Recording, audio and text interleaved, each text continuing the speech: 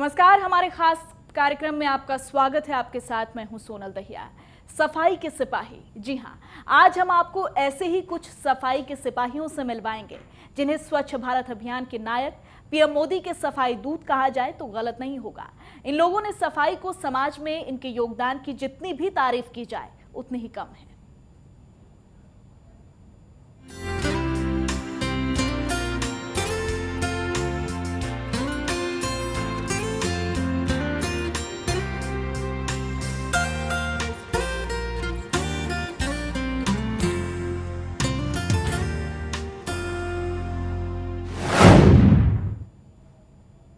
प्रधानमंत्री बनने के कुछ दिनों बाद ही 15 अगस्त को स्वतंत्रता दिवस के मौके पर पीएम मोदी ने स्वच्छ भारत अभियान का आह्वान किया था।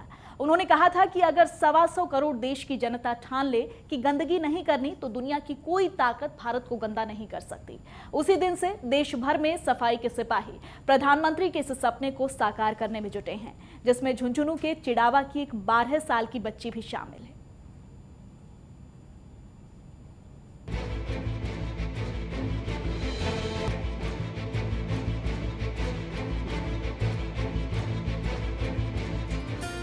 जब से प्रधानमंत्री नरेंद्र मोदी देश के प्रधानमंत्री बने, तभी से स्वच्छ भारत अभियान पूरे देश में मिशन की तरह चल रहा है। पीएम मोदी का सपना है कि पूरा देश साफ सुथरा और स्वस्थ हो। लोग सिर्फ अपने घरों को ही नहीं बल्कि अपने आसपास के इलाकों को भी साफ रखें और सार्वजनिक स्थान को भी साफ रखने में सरकार की मदद करें, ताकि हमारे देश में गंदगी नाम की चीज ही ना रहे। 8वीं क्लास में पढ़ने वाली अंकिता बनी मोदी की सफाई दूत। पीएम का स्वच्छ भारत अभियान का सपना होगा पूरा। पीएम मोदी के सपने को साकार करने में जुटे हैं पीएम के सफाई दूत।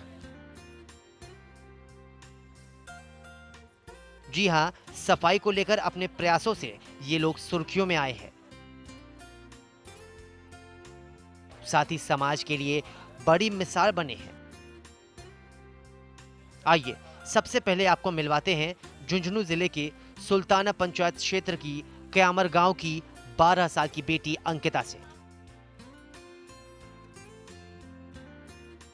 8वीं क्लास में पढ़ने वाली इस बच्ची को पीएम मोदी की सबसे बड़ी सफाई दूत कहा जाए तो यह गलत नहीं होगा। 12 साल लड़की की पहल। खुले में शौच करने वाले लोगों से करती है अपील। हाथ जोड़कर पैर छूकर करती है अपील। खुले में शौच नहीं जाने की दिलाती है शपथ। गांव के पुरुषों और महिलाओं को समझाती है। इन तस्वीरों को देखिए। सुबह का समय और गांव के रास्ते पर खड़ी ये छोटी सी बच्ची हाथ जोड़कर लोगों से अपील कर रही है। ये बच्ची सिर्फ उन्हीं लोगों से हाथ जोड़कर कुछ समझाने की कोशिश कर रही है जिन लोगों के हाथ में पानी का बर्तन या डिब्बा है। ये बच्ची रोजाना सुबह इसी तरह खुले में शौच करने वाले गांव के लोगों को समझाती है और हाथ जोड़कर और उनके पैर छूकर उनसे प्रार्थना करती है कि खुले में शौच करके अपने आसपास के इलाके और पर्यावरण को गंदा ना करें। अंकिता ने खुले में शौच जाने वाले लोगों से खुले में शौच मुक्त करने की अनूठी मुहिम चला रखी है। 8वीं क्लास की छात्रा अंकिता के इस अभियान में गांव की महिलाएं भी जुड़ी हैं। कैंसर गांव की ये बेटी खुले में शौच जाने वाली महिलाओं पुरुषों के हाथ जोड़कर और पैर छूकर विनती कर रही है कि वो खुले में शौच नहीं जाए। अंकिता रोज अल सुबह उठकर महिलाओं और पुरुषों को खुले में शौच जाने का नुकसान समझाती है और गांव वालों को घर में शौचालय बनवाने के लिए प्रेरित करती है। इस छात्रा की जिद को देखकर अब गांव की महिलाएं और सामाजिक संगठन भी इसके साथ खड़े हैं। सुबह 5 बजे उठ करके इसने लोगों के साथ हाथ पैर जोड़े, इसने लोगों को खूब मेहनत कर करके मना किया है। काफ़ी लोगों की सोच बदल गई है। क्या कहते हैं लोग? लोग जाने से मना कर रहे हैं। अंकिता का अभियान लाने लगा रंग।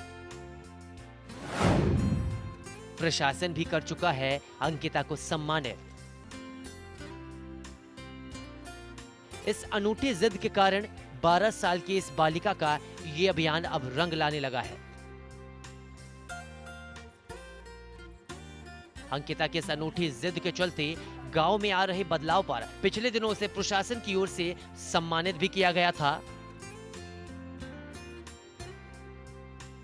आज गांव की महिलाओं के लिए प्रेरणा का स्रोत बन चुकी अंकिता का कहना है कि जब तक लोग खुले में शौच जाना बंद नहीं करते, तब तक उसका अभियान जारी रहेगा। मैं उनके आगे हाथ जोड़कर उनके पैर पकड़कर उनको समझाती हूँ कि आप सब खुले में शौच मत जाओ।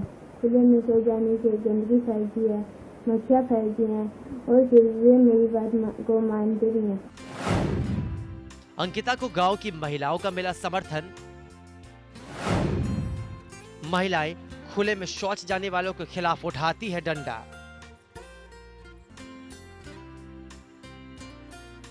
छात्रा के इस अभियान को गांव की महिलाओं का भी समर्थन मिला है। पिछले साल गुलाबी गैंग की तर्ज पर गांव की महिलाओं ने खुले में शौच जाने वालों के खिलाफ डंडा उठा लिया था।